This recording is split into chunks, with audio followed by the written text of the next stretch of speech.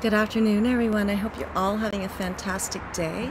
I just wanted to get on and ask you, do you feel like you're going through the motions in your relationship?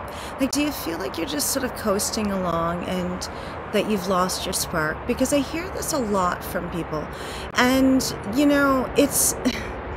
There's a lot of talk about how, oh, you need to keep the spark alive and you need to, it takes work and stuff. And I say that too, like, don't get me wrong. Like, I'm here saying those same things. However, I usually try to follow up with some like practical advice, because a lot of times people hear like, oh, you need to have dates. And so they plan we're going to have dinner out, we have date night once a week. And I'm like, oh, okay.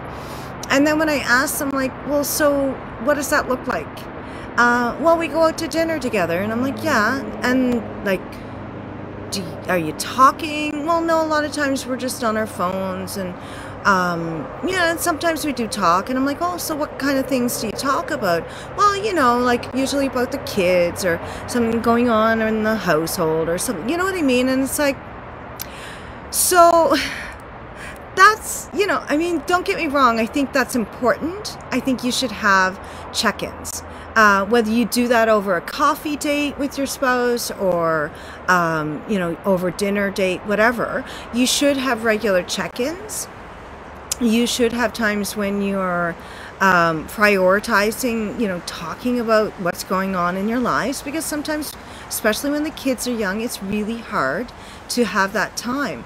But that's not date time, right? That's check-in time, and that needs to be separate. Like, that needs to be something else that you need to schedule into your schedule. And I get it, like, oh my gosh, our schedule's already so packed. And then, and then I tell people, well, are you scheduling in intimate time as well? And they're like, what? No, I'm not scheduling that. That should be something that's just, spontaneous. And I'm like, yeah, well, how's that working out for you, right? How's that working out for you, right? Because most of the time, if you're not scheduling it, life gets in the way and you're not prioritizing it. And so if you are scheduling it and then you get into the bedroom and you spend that time, talking about the kids, then you're not having, sexy, intimate time, right? If you're going out to dinner and it's meant to be a date, and you spend the entire time talking about the kids or something at, a plumbing issue or something in your house, that's not a date. So what is a date? What is a real date? You need to figure that out for yourselves. Every couple's going to have a different answer. I mean, for me, a date is a day spent out four-wheeling with my hubby, right? Or even like time spent out in the backyard, splitting wood, listening to music, and then having a fire. Like, that's a date to me. That's not going to be a date to someone else. I get it. But when we're doing those things, we're not talking about the serious things that, come up in life. That's not what that time is for. That's our date. Or that's when we're spending time together, just connecting. And then when we need to have serious conversations around things that are going on in our lives, then we schedule time for that, right? So try to make your date, whatever you choose it to be your date.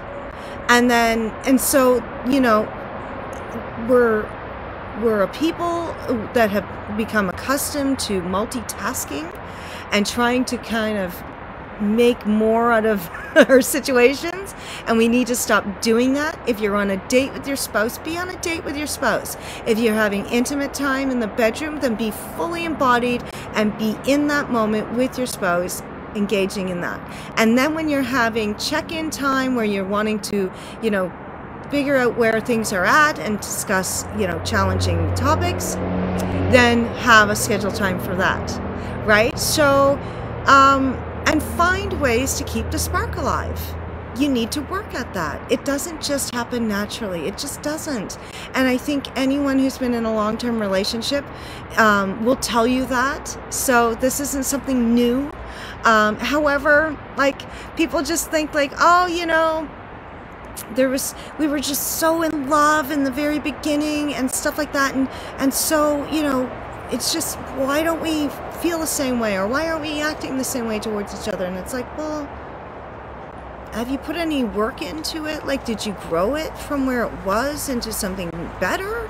Or did you just coast along expecting it to stay that same way, despite the fact that your relationship has changed and evolved and grown, and your circumstances have changed and evolved, right? Like, if you are expecting the same kind of level of excitement as you had in the beginning, I mean, that's not realistic. But you can keep a level of excitement in your relationship by, keeping it fresh and, engaging in new things and fun and in the erotic, right? So those are all things that you need to engage in order to keep the spark alive. And that takes work. You got to be willing to put in the work. Hope you all have a great rest of your day. Namaste.